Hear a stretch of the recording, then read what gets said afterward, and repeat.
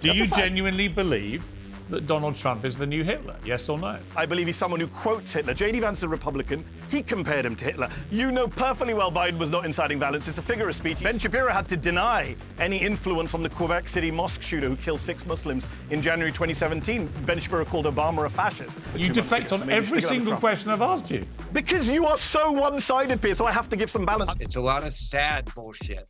And we should be better than this. You're spreading Russian propaganda. Let me finish and shut up and just let me finish. And then you can say it's propaganda, which is the line that you guys on the left use. I had to sit here and listen to an insane, ridiculous, nonsensical discussion for 40 minutes. Former President Trump has been buried by an avalanche in the past 4 years. He lost the 2020 election, and yes, he did lose that, contrary to what he would have you believe. Republicans stammered in the midterms as the red wave became a red trickle. There was a legal barrage, a felony conviction, a mugshot at Fulton County Jail. And this weekend, literal bullets from an attempted assassin were fired at his head. But Trump has risen untroubled from the rubble of that avalanche and is standing on the precipice of a quite monumental, unprecedented comeback. Nikki Haley once called him unhinged, insecure, and unqualified to be president. But last night, she said this. I'll start by making one thing perfectly clear. Donald Trump has my strong endorsement, period.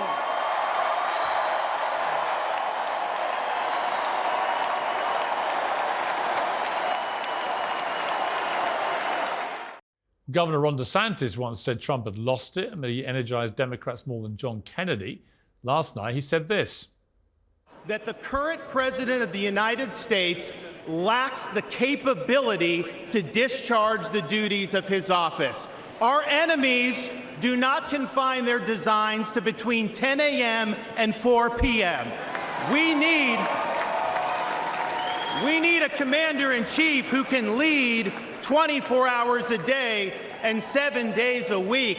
America cannot afford 4 more years of a weekend at Bernie's presidency. Well, Trump's running mate, J.D. Vance, once said he was a cynical asshole, unfit for office. Tonight he'll get on stage and tell the RNC that it will be the honour of his life to serve as Trump's vice president. So what's changed here? Is it the Republican Party has been completely reshaped in Trump's image? Is it the personal ambition of canny operators who know that only one man can actually win this? Is it that America needs unity after coming within an inch of a tragedy that would have unleashed deadly chaos and instability? I suspect the answer to all those things is yes. But probably the greatest unifier in America right now is actually the current president, whose latest speech, again, did very little to inspire. Like America First high-speed rail line, that's going to take you from Las Vegas to Los Angeles in 2 hours, create over 30,000 jobs, and guess what? Save billions of tons because of pollution. Because people, all the studies show, you can get from point A to point B in a train or a vehicle the same distance, you take the train. What on earth is he talking about? Honestly, I have no idea. Now, assuming Biden does manage to cling on, this is now the Republicans' election to surely lose. All Trump has to do is carry the vase carefully across a shiny floor. Attention should now rightly turn to whether Trump can really become a unifier should he win again and how he'll govern the country. And there are plenty of questions to answer about that. In a moment, when we meet tonight's panel, but joining me now is the Editor-in-Chief and CEO of Zateo, Mehdi Hasan. Mehdi, great to have you back on Uncensored. First of all, your reaction to the attempted assassination of Donald Trump. Well, first of all, Piers, thanks for having me back on, and I enjoyed your Roy Jenkins line there about carrying the vase across the floor. Let's see if Trump can do that. The assassination that was horrific. I remember hearing the news on Saturday. I was stunned. And I'm absolutely like you. I agree that if he had been killed, all hell would have broken loose, as you said earlier on the show. I totally agree with that. And I'm glad he wasn't killed because, number one, unlike Donald Trump, I don't wish death upon my political opponents. And number two, obviously, it's fundamentally immoral and illegal to try and kill your political opponent. I would rather see Donald Trump convicted in court and or defeated at the ballot box. So I'm very glad that he did not die on Saturday. You know, I interviewed Destiny yesterday, who has a big following online, and I tried to get him just to condemn what this shooter attempted to do. And this is what he said. I'm asking you to condemn what happened as an egregious attack on democracy. Can you do that? No, I won't. No, I won't. You can't do that. You see, so why the hell, frankly, not. Destiny, Absolutely not. why the Absolutely hell not. should we listen to a Absolutely not. word you have to say? I found that pretty startling, actually, and very indicative of what I've sensed about politics in America, in Britain, in other countries as well. That since the advent of social media in particular, fueling this kind of toxic tribal nature of discourse, that if you can't condemn a 20-year-old with an AR-15 trying to blow the brains out of a president, whoever it is, whichever side that president comes from, in the same way, and I'm not going to go over this with you today because I want to stick on to the Trump story, but it's why I always ask people in the Israel-Hamas war debate, did you condemn what happened on October the 7th? Because frankly, it's quite illuminating if people can't condemn horror when they see it. I'm not comparing the two, and I don't want you to respond to that part of it. But what I do want to just get your reaction to is, do you share my discomfort that people have got so entrenched into their side now, so entrenched that they just simply can't see the wood for the trees and say something which is vaguely humane? Look, that is a very fair point. I'm not a fan of Destiny, but let me just put some of what he was saying in context because I watched that discussion. I think the point he was trying to make, and I think he did it badly, is that there is a double standard here. That as with the Palestine-Israel debate, where you tend to only ask Palestinians to condemn and not Israelis, journalists, not just yourself, tend to obsess over liberals condemning stuff while conservatives get a pass. And I think that is what bothers a lot of people. It certainly bothers me. And, you mentioned condemning violence, Piers. On Monday's show, you had Ben Shapiro on. I think you had the Texas Congressman Dan Crenshaw on. And you had Rudy Giuliani on, right? All three of them have at some point glorified violence, embraced violence, incited violence. Dan Crenshaw's put out videos where he's blowing stuff up, beating up left-wingers. Rudy Giuliani, as you know, Piers, on January the 6th, told an armed mob to do trial by combat. Ben Shapiro had to deny any influence on the Quebec City mosque shooter who killed 6 Muslims in January 2017. Ben Shapiro called Obama a fascist. You didn't ask any of those three people to condemn their own past. So that's, I think, what bothers Destiny, certainly bothers me. We have one party in this country, one movement that's been inciting violence for years. That's the Republican Party and the conservative movement. And yet one bullet is fired by a registered Republican voter on Saturday, and suddenly it's the liberals must condemn Democrats. Joe Biden sitting on TV mumbling defensively, I shouldn't have said bullseye. It's a joke. Come on, Piers. You know and I know that the political violence in this country is coming from the right. The incitement's coming from the right. Donald Trump has embraced violence more than any other political candidate in my lifetime. Let me respond to that. I look, Please. in relation to things like January the 6th, my record speaks for itself. I wrote a number of pretty blistering columns about how appalling I found that and what a shocking attack on democracy it was and how shameful Trump's rhetoric was on the day to fuel the mob.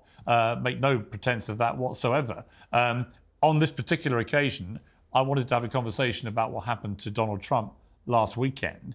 One of the things that I would counter what you've just said with is, this idea that somehow the left have been completely blameless. And just to remind people, I'm not on the right. I'm not a conservative, never have been, right? I mean, I voted for Margaret Thatcher when I was about 18. But I've also voted for Tony Blair, and I've voted for, left-wing leaders before, and I ran a Daily Mirror, which, as you know, was a left-leaning newspaper in Britain for 10 years. So this idea that I'm on the right, as some people try and paint me, is for the birds. However, what I try and do is be fair-minded about the culpability of both sides. And I'll return the favour by criticising you, because one of my big bugbears here has been the persistent analogies and comparisons of Donald Trump to Adolf Hitler. And I want to play two clips of you. Free to say that this is approaching sort of a fascist sort of well, as ideology. you say, it's not just approaching, we're beyond it, right? Yes! I was saying on this network in 2020, I was saying in my writing in 2019, this is authoritarianism, this is fascism. People have to calm the hell down. Everyone used to cite a guy called Robert Paxton, who's one of this country's leading historians of fascism. And he would say, Trump's not a fascist. He doesn't meet the definition of fascism. Guess what he said on January the 6th? What? I was wrong. He's a fascist. Even Robert Paxton comes out and says, he's a fascist, right? He's got armed militias. He's inciting violence. Now he's straight up channeling Adolf Hitler. Trump isn't hiding his authoritarian ambitions for a second term. From punishing his political opponents, to locking up immigrants in camps, to deploying the military, all while echoing the hateful rhetoric of Adolf Hitler. Now, I also want to play you a mashup of a lot of other public figures talking about Trump. Yeah, I saw it on Monday. Let's play it again for viewers who may not have seen it. Many are openly comparing Donald Trump to Adolf Hitler. Trump's been compared to the German dictator by some throughout his presidential campaign. Is Donald Trump really a fascist? Maria Chappelle-Nadal posted this picture to Twitter yesterday. It appears to compare Donald Trump to Hitler. Former President Trump doubles down on a phrase many say he borrowed from Hitler. President Fantasyland decided to take a page out of Adolf Hitler's playbook last week. Yes, Donald Trump took his Hitler cosplay to the next level. Do you want to clear the air because you think you're being unfavorably compared to Donald Trump? A unified Reich? That's Hitler's language. That's not America's. New York's Daily News ran this front page earlier this week. Trump is Hitler. According to the Washington Post, Trump has long toyed with the language of fascists. Former President Donald Trump allegedly praised Adolf Hitler, saying the Nazi leader had, quote, done some good things. Now, Mehdi, with all due respect, that is all bullshit. Yeah. Trump is not Adolf Hitler. Adolf Hitler murdered 12 million people, including 6 million Jews in a Holocaust. There is no comparison to be made between Adolf Hitler and the Nazis and Donald Trump. And to persistently make it, as you and many others on the left have done for years since he first ran in 2016, I think has been part of the problem of the political discourse in America. If you keep calling a guy Hitler, is it completely insane to think that at some point somebody's going to say, well, in that case, if he really is the new Hitler, we've got to kill him? I mean, wouldn't you be the first to construct a moral argument that if somebody is literally the new Hitler right now on this planet, there is an absolute moral imperative, indeed duty, to kill that person? Otherwise, he's not the new Hitler. Okay. He can't be both. Let's unpack. There's a lot there, Piers. You said a lot there and played a very long chunks. Let's respond to some of the things. First of all, you say that's all bullshit, you said, playing that clip a moment ago. That clip ended with Willie Geist of NBC reporting that Donald Trump said Hitler did some good things. How is that bullshit? That's what Donald Trump said. Because if you read the whole context of what he actually said that day, it's a deliberately misconstrued tiny part of what he said. It's not. It is actually. It's not. It's what John Kelly said. Well, hold on. You had a long question. Let me respond to you. He also said, you quoted me on MSNBC. Yeah, I was responding to Trump literally quoting lines from Mein Kampf, poisoning the blood of this country. Piers, you're not a racist, I hope. You don't agree with saying that immigrants are poisoning the blood of this country. Do you think he is the new Hitler? That is a Nazi line. Hold on. That is a Nazi. That's not. No. I'm responding to you. Played a clip of me. So I'm going to talk about what I said. I stand by the line that Donald Trump is echoing the rhetoric of Adolf Hitler. He is. That's a fact. Donald Trump praised Hitler, according to his own Republican chief of staff. That is a fact. And stop saying the left calls him Hitler. You know who called him America's Hitler? His running mate, J.D. Vance, a Republican senator, called him America's Hitler. So don't by the way, he was wrong this too. Is the left. He was Republicans. Wrong too. Doesn't matter whether he was wrong. You're wrong to say it was the left. J.D. Vance called him. Well, no, you're wrong. You're wrong, Piers, because J.D. Vance is a Republican. He compared him to Hitler. People who have looked at what Trump and said has done, fascism experts, have said the guy is echoing fascist rhetoric. This is a guy, Piers, and I know you are the grandson of a British war hero who fought the Nazis. I know Captain Mark Oliver was a World War II hero who fought the Nazis. I don't say this lightly when I say this.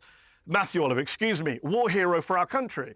And yet today, you're taking light of the fact that Donald Trump quotes Adolf Hitler. He praises Nazis at Charlottesville as very fine people. He hosts a Nazi Holocaust denier for dinner at his home. Did you condemn that? I mean, it's absurd. And by the way, you say you're not right-wing. I did condemn that. You say you're not right-wing, Piers, and yet you give your right-wing guests a pass. Ben Shapiro came on your show on Monday. You didn't ask him about calling Barack Obama a fascist. Did he incite violence against Barack Obama? Why didn't you ask Ben Shapiro? Why are you playing a clip of me on Trump, but you didn't play a clip of Shapiro on Barack Obama? Never mind what interviews I've done with other people. What I'm curious about is, do you... Well, I can't... Well, when you tell me you're not right-wing, Piers, I just want to correct. Let me ask you... Let me ask you... liberal and left guests. Mehdi, do you genuinely believe that Donald Trump is the new Hitler? Yes or no? No, I don't believe he's the new Hitler. I believe he's someone who quotes Hitler. Do you believe that he should have hosted a Holocaust-denying Hitler supporter at his home for dinner? No. I tweeted he shouldn't have done.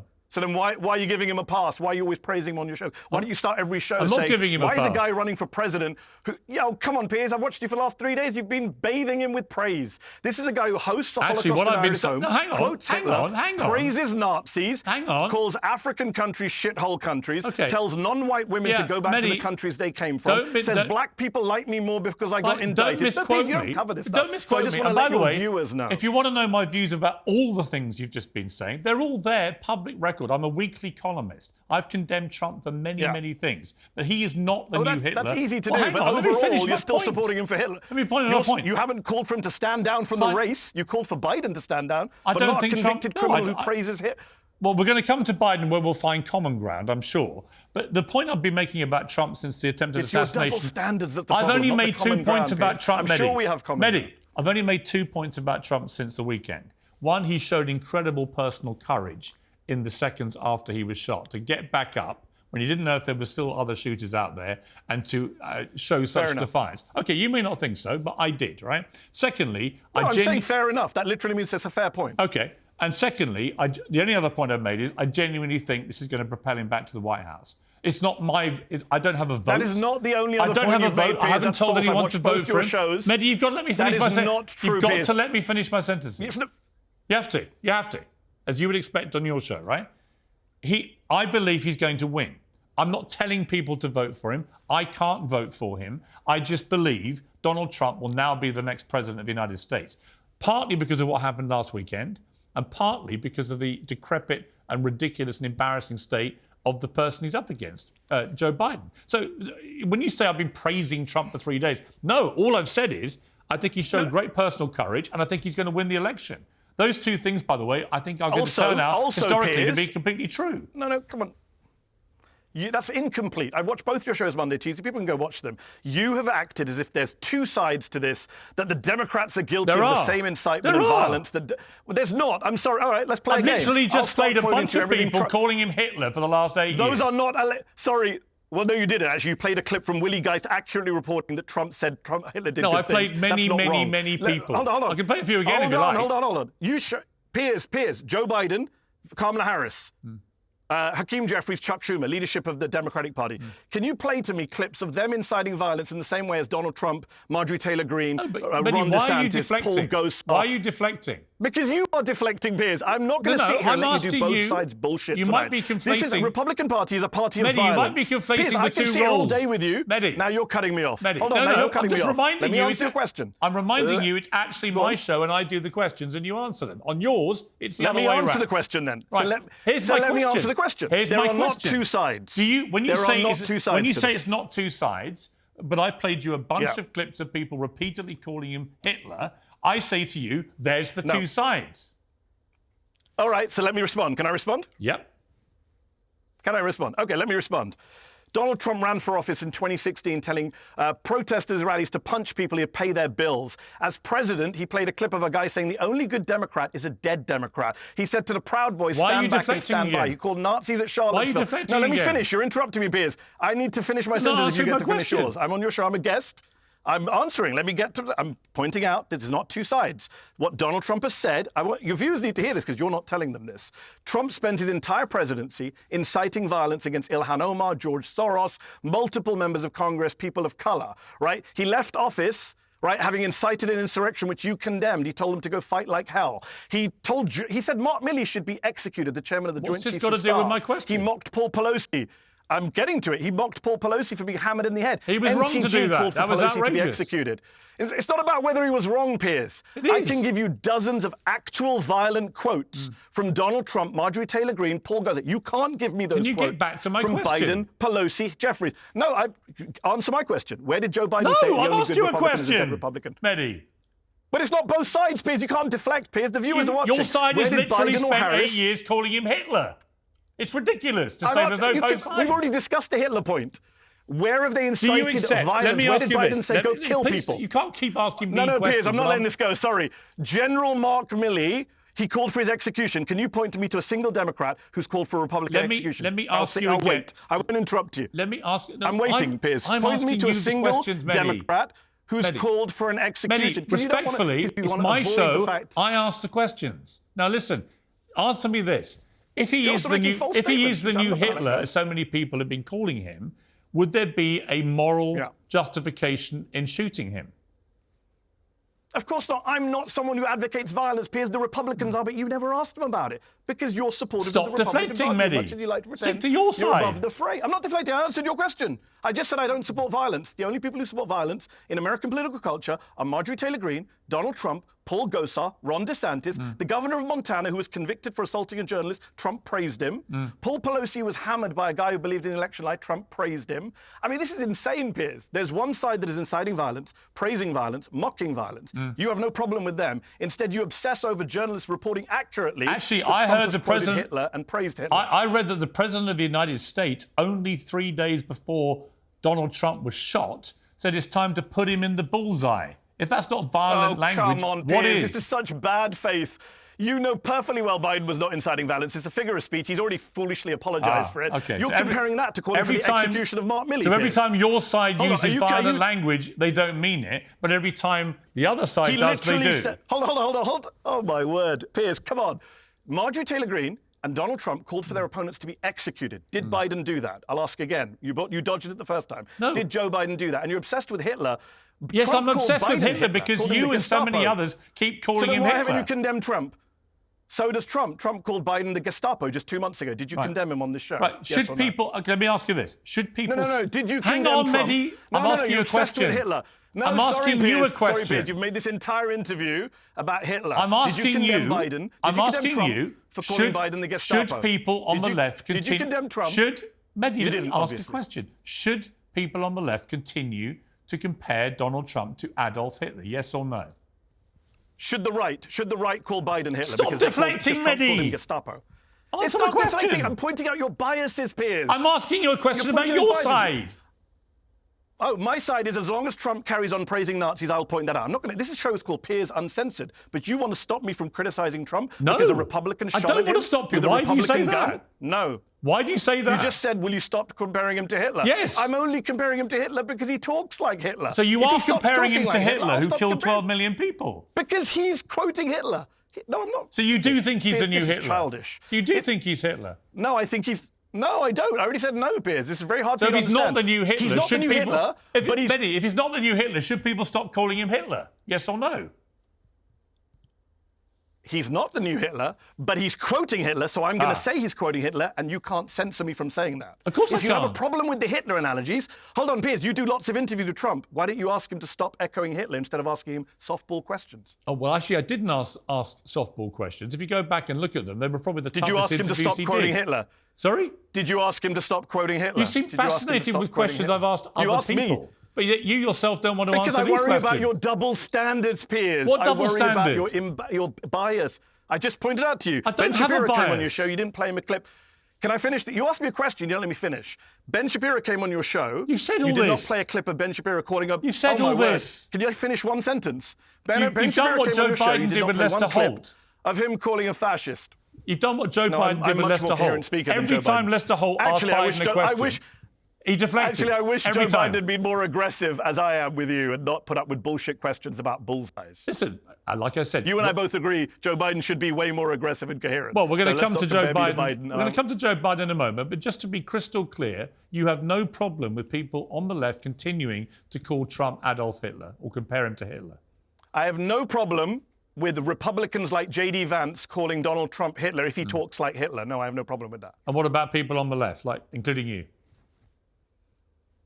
I mean, should I not? OK, Piers, I don't understand this question. If Donald Trump quotes Hitler, should I not say that? Should I censor myself on Piers Uncensored? If you genuinely believe on the left that... You need to be clear with your question. I'm trying to ask you. No, I need to know. I need to understand your question. Should I not say to people that Donald Trump just quoted Hitler? Should I say, no, better not say that's that? Not what I said. Calling him the new Hitler. Not what I said. I said... Then what should I do? Should people on the left continue to compare Trump to Hitler in light of what happened to him last weekend? Do you think that is part of the violent rhetoric? Last weekend is irrelevant, Piers. Piers, What's last weekend got to do with Trump's rhetoric? He was I'll tell shot you by why. a Republican registered Because voter, if people genuinely get we told... don't know the motives. If people... You misled your viewers on Monday. Said that. You said he got shot because of the consequences of Biden's language. That's false, Piers. You should probably withdraw I said that. it was partly to blame... It's a false statement. If you read the column properly, you would know that I said that No, Biden... I'm reading what you said on air. Hang on. The guy got shot because of the consequences of this kind of language. That's false. We don't know why he was shot. I said that the FBI have not come ratcheting up up with a on motive. all sides of violent rhetoric, on all sides, including by Biden, That's has not what you played said, a role in somebody deciding they want to kill Trump. Right? You don't know that. You don't know that. He could be a crazy school shooter type. We have no idea why this guy shot at Trump. He was a Trump supporter who shot at Trump. It's very confusing. We don't know why he did that. But would you understand that if someone is described repeatedly as Adolf Hitler, that some deranged individual might think it's morally justified to then kill the new Hitler? And that's why it's dangerous. So and that's why it should stop. So my colleague John Harwood has it. OK, so hold on. First of all, it should stop. Donald Trump, not Joe Biden, called his opponent This Hitler is fantastic. You deflect on every single question I've asked you. Because you are so one-sided, Piers, so I have to give some balance to the show. I'm just asking, do you think people should stop calling him Hitler? Because obviously it's a ridiculous... And I've already said to you, when he stops... I promise, Piers, let's do a deal. I promise, if Trump stops quoting and acting like Hitler and quoting Hitler and praising Nazis, I promise never to mention Hitler again. Deal? Right. So, once again, you actually don't want to stop calling him Hitler, even though you know it's... once again, you don't wrong. want to engage with the rhetoric. This is like your new Hamas gotcha question. The substance of this, Piers, is that Trump has praised Nazis at Charlottesville, hosted a Nazi for dinner at his house, and quotes from Mein Kampf. You're telling me, the great free speech champion, I should not be allowed to point that out because someone like you will say, I'm calling him Hitler. No, I'm pointing out facts, Piers. If you don't like facts, well, what's the line your friend Ben Shapiro says? Facts don't care about your feelings. They don't care about feelings at all. It's not about my feelings. It's about, I believe, the language on both sides. Well, it is. You're bothered by a comparison, but you won't engage in the substance has to stop. And I think the left should stop calling him Hitler. You need to point, and you should point out to where Joe Biden has called for the execution of his opponents. Only one candidate running for president has called for the execution of his opponents. You have not called that out. Let's end on a point where I think we may meet some agreement. Joe Biden should not be a Democratic nominee, should he? No. I don't think Joe Biden should be the Democratic nominee. I don't think Donald Trump should be the Republican nominee. I wish we had two different nominees running for office, one on the Democratic side who was younger and more coherent and more energetic, and one on the Republican side who was less of a criminal and less of an authoritarian. But you think that Kamala Harris, helped by Nancy Pelosi, is the answer. I would say Pelosi's showing little sign of being any better than Biden in terms of her ability to construct a sentence. And Kamala Harris, I think, would also get completely wiped away by Donald Trump. So, to me, it seems to me the Democrats now cannot win. They've dug themselves into a terrible place where they look fractured and disunited. And the Republicans look united and ready to go.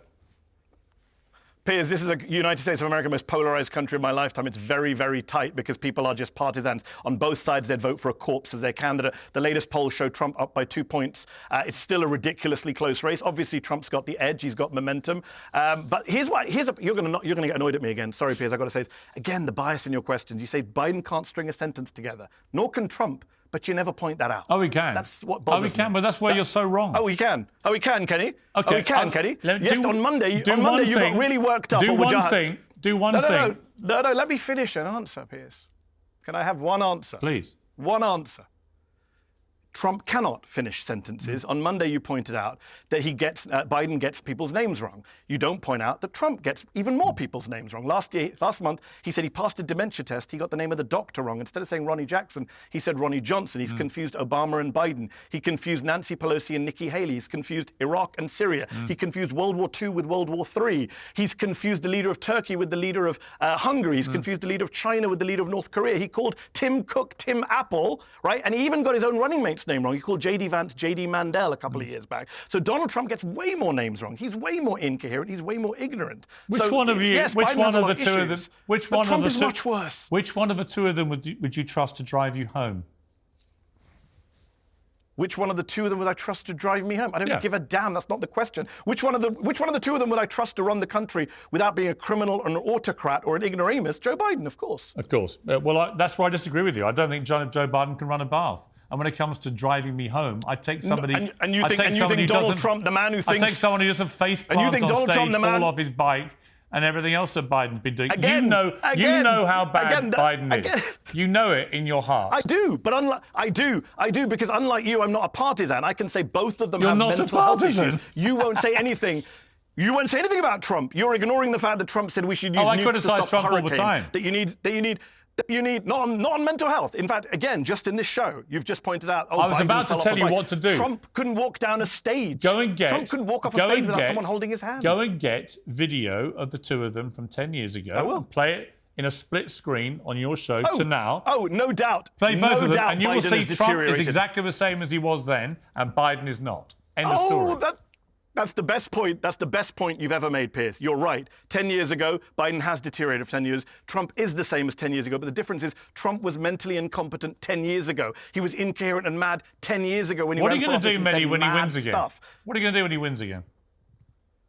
I don't know, Piers. I'm hoping that people like you will stand up for free speech and democracy against an authoritarian who wants to fight the press and calls journalists scum.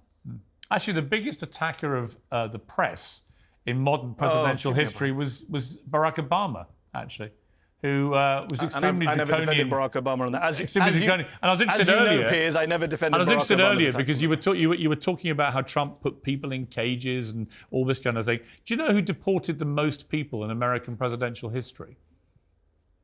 Yes, Barack Obama, and I called him out for Do you know time, who Piers, also if you read put my lots stuff. of people in cages and separated families? Oh, that would be you know- Obama. do you know who who dropped is the now- most? Hang on, Hold on. I'm finished yet. Do you know who dropped Hold the on, most Piers. bomb? Do you know who dropped the most bombs in a calendar year? Oh, Barack Obama. Do you know who ran illegal drone programs that killed thousands of innocent people? Oh, Barack Obama. Do you know who actually campaigned in 08-09 to shut down Guantanamo Bay because as a former lawyer, he knew it was an illegal torture chamber? Oh, it's still open. So I'm afraid, Mehdi, your revisionism So this is the problem, Piers. of Saint Barack against word. evil Donald doesn't quite cut it with me. This is the problem, Piers. Your question doesn't cut it with me because, number one, I criticize Obama for all those things. Unlike you, I can criticize both sides. I criticize Trump all the time. You know I do. Why do you lie? You did it in that question. You didn't. In that question, you didn't. You just said Barack Obama increased drone strikes attacks. Trump actually escalated drone strikes over Obama. Trump supports Guantanamo. Trump wants to torture more people. And as for deportations, why don't you tell your viewers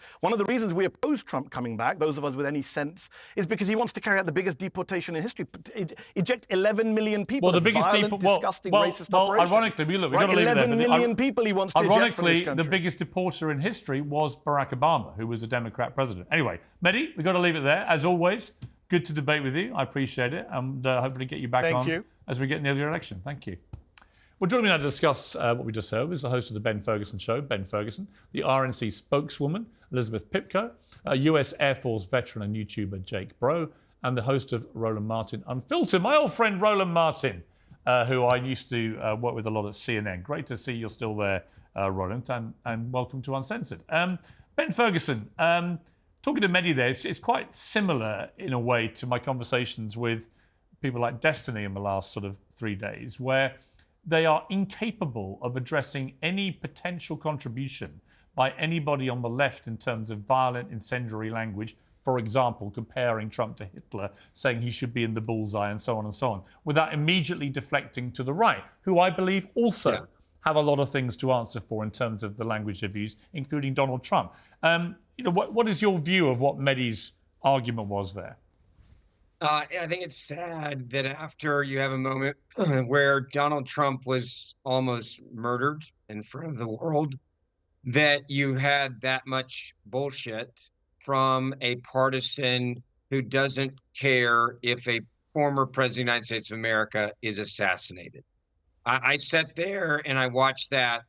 I saw no compassion for this country. I saw no compassion for Donald Trump. I saw no compassion for the people that were actually killed in that shooting. And I go back to what I've said for several days now. There are a lot of people on the left that have Trump derangement syndrome, is the kindest way I can put it, where they wanted the president to die. And you saw it on social media. You saw it on stage with Jack Black. You've seen this in the Democratic culture now since 2016. They have called him Hitler for years. The president has put out in 13 tweets, which I read on my show yesterday, that he is a threat to our democracy and a literal threat to our country. if you go out and you say that every day, and if you are Joe Biden and you're the leader of the United States of America, and you don't go out there and say to the American people, we need to take a step back. We have gone too far. And we need to come together and understand that political violence, and I have said things that I probably shouldn't have said. That's not leadership. It's just not. I have toned down my rhetoric because it's important. And if you don't understand that you almost had a dead former president, by the grace of God, it got his ear instead of his brain, and you come on national TV, and the only thing you want to do is attack Republicans with whataboutism. I'll use his words. It's a lot of sad bullshit, and we should be better than this as human beings. I've said this for a long time. I never want there to be harm on anyone who is a leader of a country, especially my country. Joe Biden, damn it, is my president. I want Joe Biden to be safe. I want Joe Biden to be protected.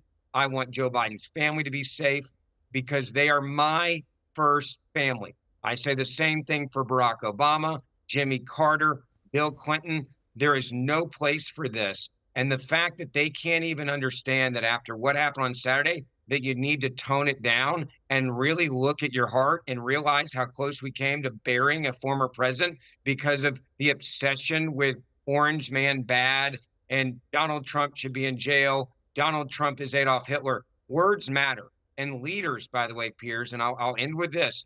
Leaders, true leaders, okay, they understand that words matter. And they understand as a leader, whether you're Republican or Democrat, that words matter. And what I saw from your last guest was, I think, sad. I think it's sad commentary on the state of affairs in the Democratic Party. I don't believe, by the way, the Democratic Party is real anymore.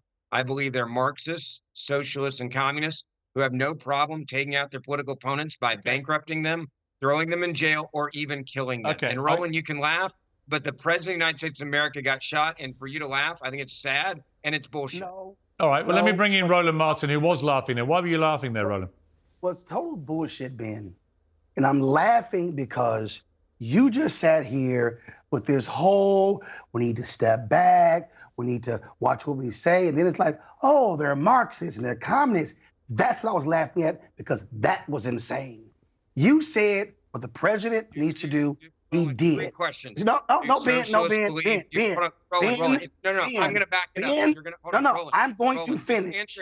Ben, I'm going to finish. All right, Ben, let him respond first. I'm going to finish. I had to sit here and listen to an insane, ridiculous, nonsensical discussion for 40 minutes.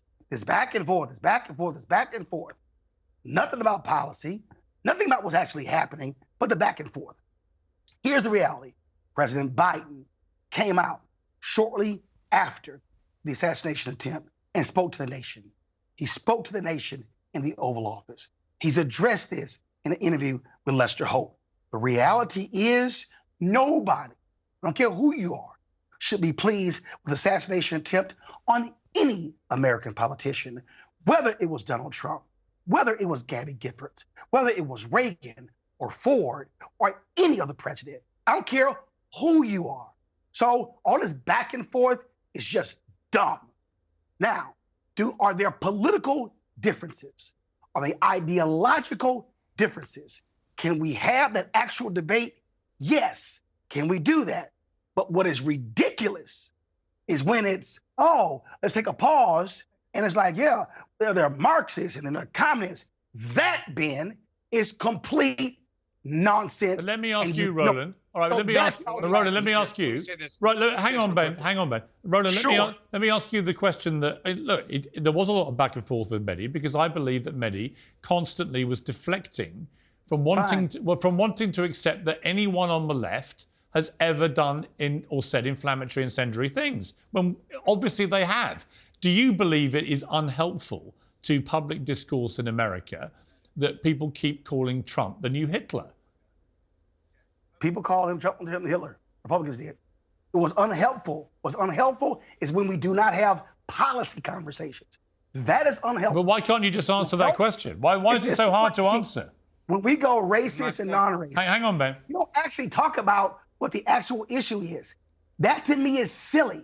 And then when you spend 40 minutes on just that one question versus what are the but you won't answer it either. This conversation, this question can be answered very quickly and we move on. I answered it. What I answered it. Do you believe... Now, hang on, Roland. What was your... I missed it. What was your answer? How did you miss it? Should people call Trump the new Hitler, yes or no? People shouldn't call Trump the new Hitler. Okay. If he quote Hitler, quote him. Okay, good. So he's not the new Hitler. It's wrong to do that. It's inflammatory and wrong, yeah? Do I believe he's dangerous? Yes. No, that's not the question. No. See, again, Piers. It's not the question. No, Piers. This is the It problem. should be very straightforward. No, Piers. You asked Roland, the question. is he the new Hitler? No. Should people stop calling him the new Hitler? Yes. I've already answered it. So people should stop calling him Hitler. Okay. We're going to call him Trump. What's the next question, Piers? I'll come to the next question. Now that you've answered... Fine. After about 50 minutes. Great. Fine. Yeah, but you know what? If Mehdi Hasan had answered that question like you did, it would have taken 2 minutes. It's a waste of a conversation. Actually, it's not. I actually think one of the... It's actually not, because the only way... Because when a president of the United States, who was president until 3.5 years ago, who may well be president again come November, when he is nearly assassinated... And it is widely accepted by everyone in American public discourse that the rhetoric used on both sides now for a long period of time has got completely out of hand and may well, we don't know, but may well have played a part in influencing someone to try and put a bullet in his brain. I think it's a legitimate debate. We have no idea what the motive was. No. We have no idea. None of this. Literally, none of this. We're making assumptions. And what I'm saying is, that's nuts. Okay, but do you accept, finally, before I move on to the other two panelists, finally, Roland, do you accept that it's actually legitimate to say that everyone should dial down the rhetoric? It is legitimate for people to have policy discussions. That's not my question. It is nonsensical when people talk about violence. Right. I subscribe to the same position as Dr. King, as Reverend Dr. Jim Lawson, when it comes to the issue of nonviolence. Let me bring in Elizabeth Pipko. Been waiting patiently. Elizabeth, you've been down at the RNC convention. It's been extraordinarily united. I mean, I think that the obvious repercussions of this, you have a very fractured Democrat Party who can't work out what to do about Joe Biden and are very split on that. But the Republicans now seem to have all rallied right behind Donald Trump. And there's a real spirit of unity there. I mean, do you believe that this is going to propel Trump back to the White House? I certainly do. I heard you in the last segment as well say that you think Donald Trump will be the next president of the United States. I've thought that for quite some time now, and I think this weekend solidified that. I did not want this weekend to happen. I didn't want to get anything close to what we saw, but I think after what we saw this weekend, what we saw at the debate a few weeks ago, what we've seen in the polls, what we've seen with the approval ratings for this administration, I think it is pretty obvious right now that Donald Trump will most likely be the next president of the United States. This party is very united. Like you said, we've had a great few days here in Milwaukee. That's going to continue on through his speech tomorrow. I think he is even a changed man after what we saw. I think people will see the side of Donald Trump maybe that they've been missing for a few years now. But I truly echo what you've been saying in this panel and previously. We need to tone it down, admit our wrongs, admit our mistakes, admit that this country must come first, put the future of our country first, put the negativity behind us, and propel Donald Trump, the only man for the job, into the White House. It's interesting you say that you think he's changed. I mean, it'd be hard to imagine somebody not changing when they've come that close to death. It was a staggering,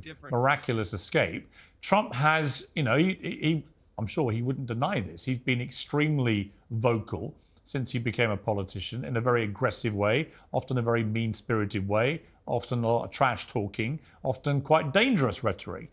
Is part of the evolution of Trump Mark II, if you like, if he was to get the White House back. Are we going to see a different, more unifying president? Because it seems to me America is crying out for a bit more unity. And I think America was shocked to its core by what happened last weekend and wants a different Trump and wants a different Joe Biden and wants a different lineup of politicians prepared to say, you know what, enough of this. We have to get back to a place where we can be a more civilized democracy. I completely agree. It's sad for me, Piers. I wanted to yell at you since I saw you roll your eyes at Susan Boyle like 15 years ago. Now we finally connect and we agree on literally everything. I could not agree more. I think the country is desperate for change. Let's not forget, not only was Donald Trump nearly assassinated, but we did lose an American life on Saturday. We lost a hero. He died protecting his family at the rally. He woke up that day just wanting to support a man who he believed should be the next president of the United States and ended up not coming home that day. My family comes from the former Soviet Union. These are the kind of things that happen in those countries. This is not what happens in this country. And this is a moment for all of us to realize that we need to take a step back, think about what we've said, what we've done these last few years, and realize that America must come first. Our safety and our unity has to come first. And I think that is on the forefront of Donald Trump's mind right now. Okay, let me bring in Jake Broe. Now, Jake, I think you and I share a view that one of the most important things for whoever wins this election is going to be the ongoing defense of Ukraine in terms of supplying them with the weaponry and ammunition they need to repel the Russian invaders who illegally invaded their country. But if J.D. Vance, his appointment as Trump's VP, is anything to send a signal, it's going to be a signal very worrying to President Zelensky in Ukraine, because he's made it very clear that he does not think America should be helping Ukraine at all. How concerned are you about that appointment and the likelihood of this impacting Ukraine's ability to win that war, or to at least stop the Russians continuing to advance? I'm very concerned. Our European partners are devastated at hearing that J.D. Vance was picked by Donald Trump. J.D. Vance is the most anti-Ukraine and pro-Russian politician in the United States Senate. I went back to just give him a fair shake. I watched his 34-minute speech on the Senate floor back in April, before he voted for foreign aid to our allies, Israel, Taiwan, and now Ukraine. And J.D. Vance just repeats Kremlin propaganda, stating that by helping Ukraine, we're going to trigger World War III. He went on some weird tangent that Zelensky is oppressing Christians and that this is going to lead to some kind of devastating Christian refugee because of some bizarre of them arresting people that are in ministry. Like, it's not hard to So see the that's accurate. The FSB controls the Eastern Orthodox Church of Russia. Patriarch Kirill of Moscow is a former KGB agent. So Putin uses the church in Russia to control the people. Putin's an atheist. He doesn't believe in God. And they use the Eastern Orthodox Church of Russia inside of Ukraine as a spy network. So I 100% support the Ukrainians' decision to push out the Russian Eastern Orthodox Church when Russia has declared war on Ukraine. It's not the only people they've and they're committing a genocide. Let me ask Ben Ferguson. Ben, you and I have discussed this before, but I remain utterly bemused why the conservative right in America now has a lot of people who do not think that defending freedom and democracy around the world is an important thing that America should be doing, given it's the world's #1 superpower. When did you guys stop wanting to defend freedom and democracy? It couldn't be a bit better example than Ukraine, a sovereign democratic country in Europe, being illegally invaded by a Russian dictator. When was the last time Zelensky had an election there? Well, he's only been president a few years. How many elections have they said they're going to cancel? Well, he was appointed in 2019. He became president. He was illegally invaded. How many elections have they had years. since 2019 in the country? Zero. Well, there's been a war for the last 2.5 years. So that we had wars. You're suggesting in Iraq they have an election in the middle of a war with the Russians attacking? We had a war. We were in Iraq and they had elections. Piers. Right. But hang on. You mentioned Let me ask you a difference. Hang on, everybody. Hang on. Sounds like deflection. Hang on. I agree with you, Roland, and he is deflecting. Let me ask you this, Ben. No, I'm not. I'm not deflecting. Let me ask you, Ben. Let me ask you a question. Right? It's this. In the first Gulf War, Kuwait was invaded by Saddam Hussein, and America and Britain and other allies raced to kick him out. They weren't even a member of NATO, right? And everyone on the conservative right agreed with that. You know, General Storming Norman Schwarzkopf was a national hero for leading the repelling of the invaders, right? How is the conservative right in America, and you're one of them who's done this, how have you moved ideologically from thinking that is the right thing to do when countries are invaded like that, to today, where you think it's fine that Vladimir Putin, a Russian dictator, an appalling human being, probably the most evil man alive right now, that he should be able to invade an illegal country, a country illegally, help himself to vast swathes of that land, and America should do nothing about it. Don't put words in my mouth, and I'll explain it to you. I think many conservatives like myself and my foreign policy, we learned from mistakes instead of just saying we're going to be stubborn mules and never change on foreign policy. I don't think, number one, you can export democracy. I don't think you can go into places like Afghanistan, Iraq, and truly change the culture there. We thought we could. That was a massive failure. It cost a lot of American lives. I learned from mistakes. I think that's what people do when they realize that an idea, when it doesn't become a reality, you don't keep doing it. Doing the same thing over and over again is incompetency and stupidity. But Ukraine wants democracy. Ukraine is asking for democracy. Ukraine voted for democracy. Let me finish. I have no problem, and I've said this before and I'll say it again, with helping Ukraine fight Russia as long as there are two things. Number one, accountability. Where is our money going? How is it being used? And is it being siphoned off in massive corruption? If you know about Ukraine, that's Russian propaganda. The Inspector General has accountability on all taxpayer funds. Let me just finish, dude. Let me just finish, okay? You ask a question. Let me finish the question. The amount of corruption in Ukraine. You're spreading Russian propaganda. Let me finish and shut up and just let me finish. And then you can say it's propaganda, which is the line that you guys on the left use. I'm fine with it. I know what you're going to say. You have no idea what I'm going to say. The amount of corruption that the world has already proven that the money that's gone into Ukraine, that has been siphoned off by oligarchs and others, that has disappeared, that was supposed to go to the war efforts, that is not, is significant. 80% of the funds stay here in the United States.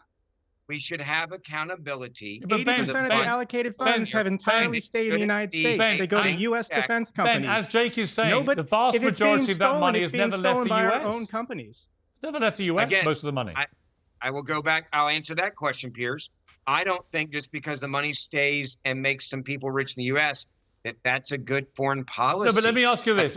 Look, before I go to Roland, I want to go to Roland to get his response to this. But Ben, the final question is, the natural logical conclusion of your position on Ukraine is that Vladimir Putin wins. How can you be happy if he wins? Well, how else does it end? How else does it end? I would say Zelensky better actually have a plan where he and his country are buying into a plan instead of a stalemate where it's like, I need another 30 what billion, is the plan? Another 6 billion, another 120 billion, and this thing goes on. How do you end the war, Ben? We've already had a 10-year war in Afghanistan. How do you end the war? And it's faster for the people. Ben, how do you end the war? Number one, you put pressure on them to actually go to the table and have a real peace conversation and see if they can get a deal done. They've not tried that yet. How much of the land?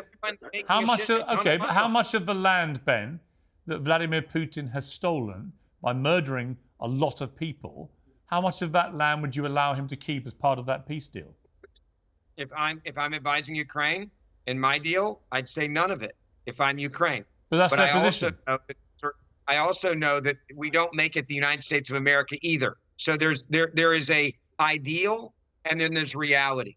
I don't know what the reality looks like when Zelensky sits down at the table. What I do know is it is dumb for us to have a foreign policy that is indefinite stalemate against two different countries and everybody in between is getting rich. Okay, That's not a foreign policy. Let me come. We did it in Afghanistan. Let me come to Roland. Roland, your response to this. Look, Trump lauds Putin. When Trump says, I can end this war quickly, are you serious? Let's just be clear. The Republican Party, folks like Ben, they are following Donald Trump down the plank. The fact of the matter is, you as a NATO alliance, you must understand, Ben, you talked a whole lot. You talked a whole lot. I didn't say a word. Well, the reality is when you have a NATO alliance, it is going to cost America a hell of a lot more if Putin succeeds in taking. Ben, I did not interrupt you. It's going to cost America a lot more if Putin takes over Ukraine. It's going to cost America a lot more money and a lot more lives. We should be standing with Ukraine. But what we should not be doing, as the other guest said, is do the bidding of Russia, presenting Russia disinformation as somehow, oh my God, massive amounts of corruption, when we all know 80% of the money, I am not finished, 80% of the money is going to American companies in every congressional district. So can we please stop with this nonsense and understand that we are supposed to stand with our allies? So, and if Reagan was here, I swear these same Republicans will be calling him crazy and deranged because. All right, let me bring in. All right, let me bring in. Hang on. Let me bring in Elizabeth. Because Elizabeth, you're part of the Trump machinery. Trump has said he can fix all this in 24 hours. How would he do that? Sanctions. Look, I'm a little different than your other guests. I'm not going to sit here and scream, but I will say Donald Trump, of course, Donald Trump is, the person to answer that question for you. But when it comes to this issue, I don't come at this as the Republican spokeswoman right now. I come at this as someone whose parents escaped from this region of the world, right? This actually matters to me. It's not just something I want to scream about on Twitter for political points. Okay, this is a complicated issue and many things can be true at once. We can want Ukraine to win. We can want Putin to not get to be successful, right? Putin is not the man that any of us cheer for. And I find it disgraceful when people tell me that I work for a man who supports him. Can you ask Russia Trump did to say nothing that? good 'Cause Trump's for never my said family. that. I'm sure he will say it. I didn't interrupt you. Don't interrupt me. Okay. Jake, I I'll would come to never you in my next. life, I will never in my life work for a man or anybody else who would support the interest of Russia over this country. It's disgraceful to say that. And if you knew my family's history, I would hope you wouldn't. That's number one. Number two, it is a complicated issue. We are allowed to want Americans to do better, especially when we are suffering as much as we are, at the same time as we want answers for how this war can possibly end after how many years have been put into it, how much money has been put into it, and how many innocent people have died. We can also want to support the good guys without wanting America to, God forbid, get into a nuclear war with a power like Russia. We are allowed to have serious conversations about this and not scream all day for no reason. We all know it's a complicated issue. I hope to God Donald Trump gets in and ends this war like he has promised us all he will do. All right, Jake, we're heading towards a very consequential election here.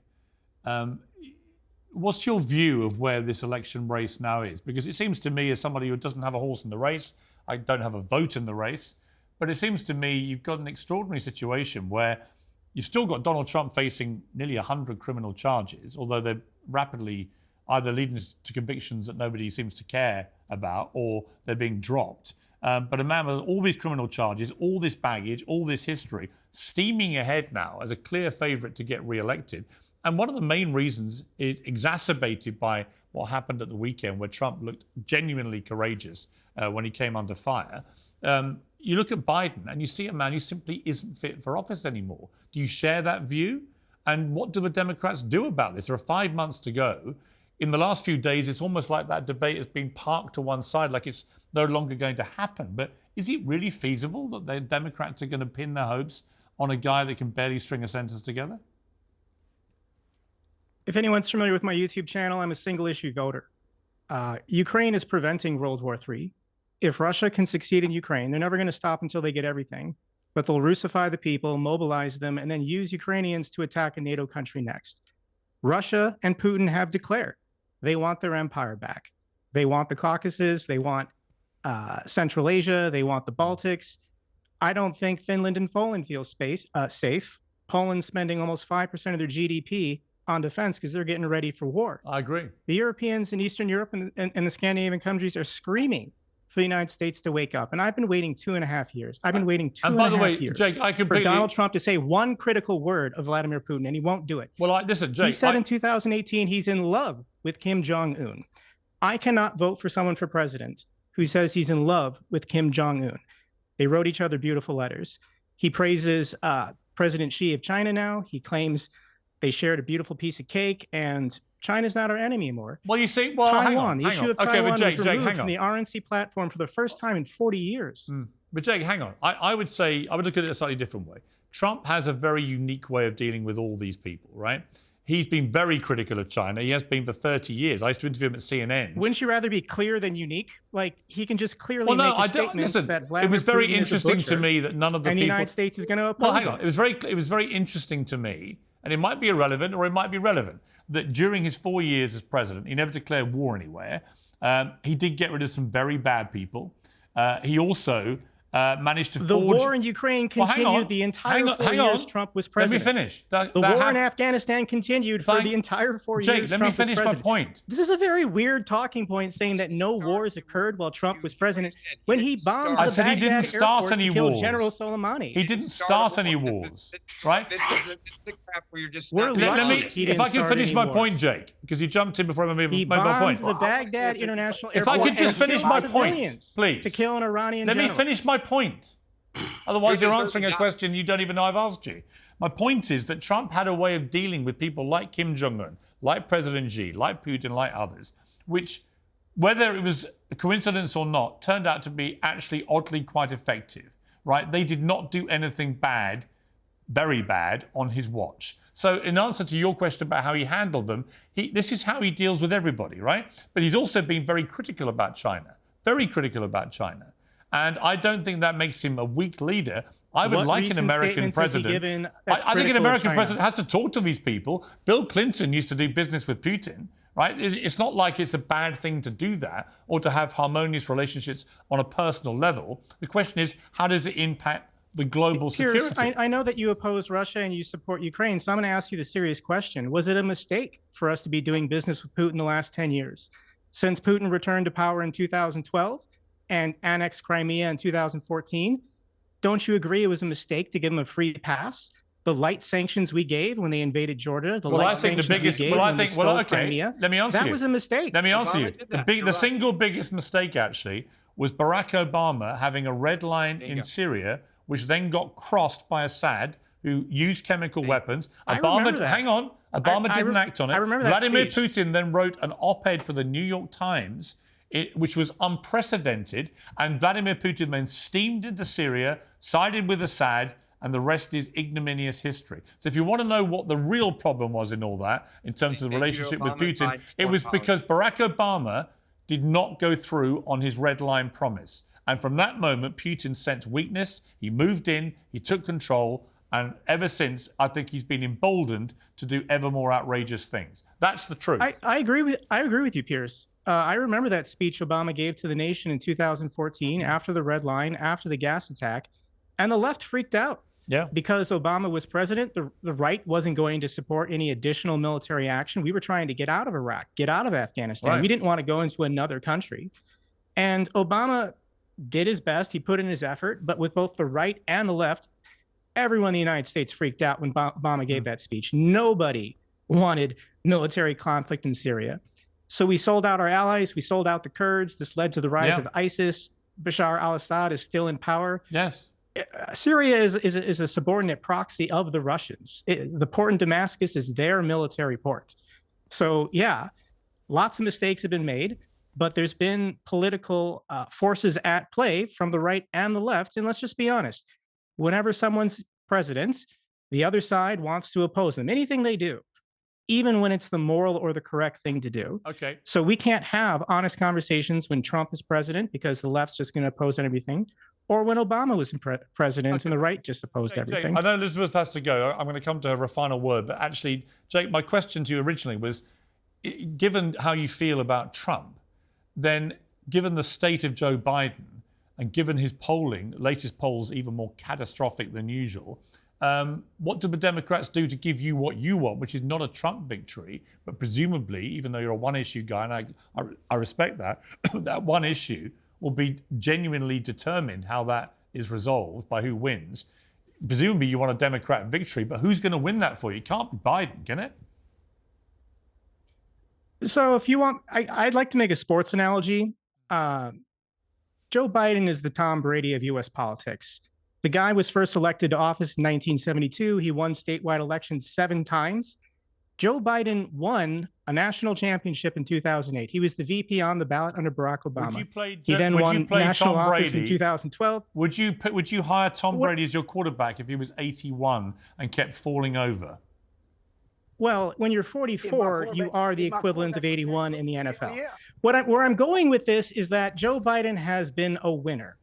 a quarter of our nation's history. He's been in government 52 years. We can debate whether that's absurd or ridiculous, but the guy keeps finding a way to win when everyone says he's... Do you think he's going to win, Jake? Looking at the polls, nobody has ever won from an incumbent president that's never been re-elected with the polling he's now got, ever. Actually, he can win. Okay, Roland. No, excuse me. Actually, I tell you what. But before, let me just say goodbye to Elizabeth. She has to go. You've been waiting very patiently. Final word, Elizabeth, before you go. Do you think that Joe Biden is going to be the person that Donald Trump eventually has to go up against in this election? I do, actually. I do think he's going to be the person that Donald Trump has to beat in this election. I don't know how many options the Democrats have. I know they also want to do this smoothly, right? You'd have to do a very constitutional, clean transition to make sure to avoid a brokered convention, to avoid the scene of chaos in their party, which they already can't seem to fight off, especially after that last debate. So I do think that they are, I guess, stuck with Joe Biden. Look, he definitely is not Tom Brady, but you never know what happens in American politics, right? I mean, no one thought Donald Trump would be standing here right now getting this nomination just a few years ago. So anything is possible, but I think the approval ratings speak for themselves. I didn't even think Donald Trump would get this nomination 18 months ago, right? So I know, and I wish I could have talked to you then and yelled at you then. But I told a lot of people that this would happen, and they didn't believe me, and here we are. I didn't expect the assassination attempt, but I did expect him to be here proudly accepting this nomination. So I'm excited for it. And As I let you go, let me just say in relation to Susan Boyle, obviously I did change my mind. And she and JD Vance. She also made one of the great comebacks of all time and sold 30 million albums, God bless her. So, but you're right, the eye roll was a low moment. Elizabeth, thank you very much. I'm going to let you go because I know you're very busy, so I appreciate you joining us. We're going to just continue with the panel for a few more minutes. Ben, discuss Joe Biden, the Tom Brady of politics. I love it. I want you to stick with him till the very end. I think he's the best Democratic candidate the Democratic Party has ever put up. He is the GOAT. He is Michael Jordan. He is Tom Brady. He is Roger Federer. He's the Michael Phelps, damn it, of the Democratic Party. And I want him to swim and win every gold medal and walk across that stage of the Democratic convention. And I want the Democratic Party to unite behind Joe Biden because he is great for the Democratic Party. He will lead them for the next 4 years. God bless Joe Biden. And let's get him all the way to that convention stage. Roland Martin, do you agree with that? So let me walk you through this here. And that is this here. For the last 20 days, the attacks on Joe Biden have not come from the right. They've actually come from his own party. Yes. And so one of the dumbest things in the world. Now, we saw Donald Trump lie constantly in that debate on June 27th. What you did not see was Republicans talking about all of his lies. They totally ignored it. So what you have, so with all of that, you still have a very tight race. The greatest, so the fundamental problem for Democrats is this, and folks don't want to deal with this. You have Dem power brokers who've been trying to get Kamala Harris off the ticket for 3 years. They don't want her to leave the ticket. So the 2028 battle is happening right now. Here's the problem, though. If you pick anyone other, if you take Biden off, you pick anybody other than Harris, you can't transfer the money. You can't transfer the 1,000 campaign workers. You can't transfer the 100 field offices. How do you build a national campaign on the fly in a matter of weeks? But don't you think, Roland, the party machine, because the super PAC money can be transferred, right? Do you not think the machinery could get behind another candidate? No. Super PAC, remember, super PACs are not supposed to coordinate with campaigns, even though we know they do. So they can't do that. So you have to have a campaign apparatus. So the Democrats' greater problem is they're killing their own plan A. Listen, when Disney was trying to get rid of Bob Chapek, the board of Disney didn't go, hey, let's get rid of Bob and don't have a plan B. He had Iger already lined up. You cannot move on plan A unless you have a plan B in place. All right, but Roland, plan A, plan B, whatever. Who do you want to be the Democrat nominee to come up against Trump? If you persuade Biden to step aside, the only logical person from a money and infrastructure standpoint. No, I hear you. Is the vice but who do you want that to? Who do you want the nominee to be? No, I'm not. See, again, I don't deal in this Disney-fied world. I deal in reality. The only person from a money standpoint and an infrastructure I get standpoint. you. So would you rather have? Would you rather Yes, it be? the answer. Okay. So would you personally rather it be Joe Biden or Kamala Harris? Biden has to decide. See, Well, what do you think? If Biden listen, What Biden do you has made think, it clear. Roland? Hey, Piers, Biden has made it clear he's running. Unless Obama goes to him and says, "Hey, Joe." No, I understand all that, but I'm very curious why somebody who's been one of the most opinionated human beings I've ever known in my life, and which is a good thing. But why can't you just answer a straight question? Which one do you prefer? Piers, I've been making the phone calls. I'm looking at the reality of this. I know, this is not. Would you rather it be Biden or Harris? Who do you think has a better chance of winning? I'm telling you right now. You missed what I just told you. Listen to me clearly, Piers. If they move Biden, they're taking out Harris, and that will be completely detrimental. Why are they taking out Harris? I don't understand. Because they haven't wanted her anyway. They went to Biden in the last couple of years to get him to drop. Okay, but look, putting aside all of this, who do you personally, Roland Martin, who would you like to see take on Trump with the best chance of winning? Just give me a name. The best chance you actually have of winning right now is Biden-Harris because of money and infrastructure. All right, fair enough. I got there in the end. All right. The entire party into complete disarray. But I can tell you, you're already in complete disarray, and Joe Biden cannot beat Donald Trump. And actually, what happened last weekend, all that did was cement that. There's no chance. There was no massive. The Democratic Party is not. Let me bring in Jake for a final word on this. Jake, look, it's a fascinating debate. I think a lot of Democrats, like Roland, are actually feeling quite tortured at the moment because it's an incredibly difficult situation. I think if they were able to get rid of Joe Biden and bring in and parachute in a very dynamic younger candidate who wasn't Kamala Harris, most of them would want to do that. And the repercussions, as I've discussed for you and your issue, are going to be enormous. Give me a name. Who? Me, I think Gavin Newsom would be your best bet. Honestly, I do. I don't understand the aversion to Kamala Harris if the policy between Joe Biden and Kamala Harris is exactly the same.